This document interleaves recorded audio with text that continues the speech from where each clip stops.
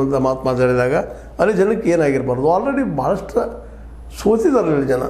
Local ರಾಜಕಾರಣಿಗಳ ಬೆನ್ನತ್ತಿ ಅದನ್ನು ಪಂಚಾಯಿತಿ ಮಾಡಿಕೊಂಡು ಮತ್ತು ಪಟ್ಟಣ ಪಂಚಾಯಿತಿ ಆಗಲಿ ಅಂತ ಹೇಳ್ತಾನೆ, ಮತ್ತು ತಾಲೂಕು ಆಗಲಿ ಅಂತ ಹೇಳ್ತಾನೆ. ಬಂದಂಥದ್ದನ್ನು ನೋಡಿದಾಗ ಇದರಲ್ಲೇ ಕೇವಲ ಅಲ್ಲಿ ಜನರ ಭಾವನೆ ಸಾಕಷ್ಟಿದ್ರು, ಅಲ್ಲಿ ನಾಯಕರ ವಿಫಲತೆಯಿಂದಾಗೆ ಇದು ಅಟ್ಲೀಸ್ಟ್ ಪಟ್ಟಣ ಪಂಚಾಯಿತಿ ಆಗಬೇಕಾಯಿತು. ಅದು ಆಗಿಲ್ಲ, ಏನೋ ಪ್ರಯತ್ನ ಮಾಡ್ತಾಯಿದ್ದಾರೆ, ಸುದ್ದಿಗಳಿದ್ದಾವೆ.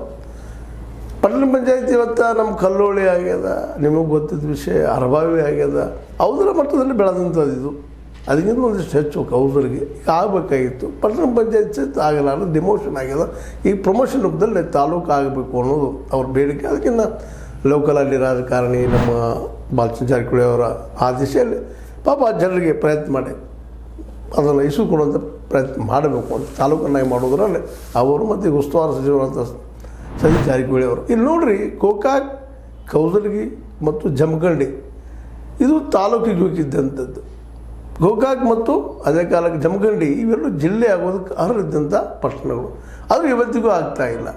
ಯಾಕಂದರೆ ಎಂದೋ ವಿಜಯಪುರ ಅಂತ ನಾವು ಕರ್ಕೊಳ್ಳೋಂಥ ಬಿಜಾಪುರ ಜಿಲ್ಲೆ ಆಗೋ ಮುಂದೆ ಅದಕ್ಕೆ ಅನ್ಯಾಯ ಆಗಿದ್ದು ಯಾರಿಗೆ? ಜಮಖಂಡಿಗೆ. ನಂತರದಲ್ಲಿ ಬಾಗಲಕೋಟೆಗೆ ಬಂದು ಡಿವಿಷನ್ ನೆಪದಲ್ಲೇ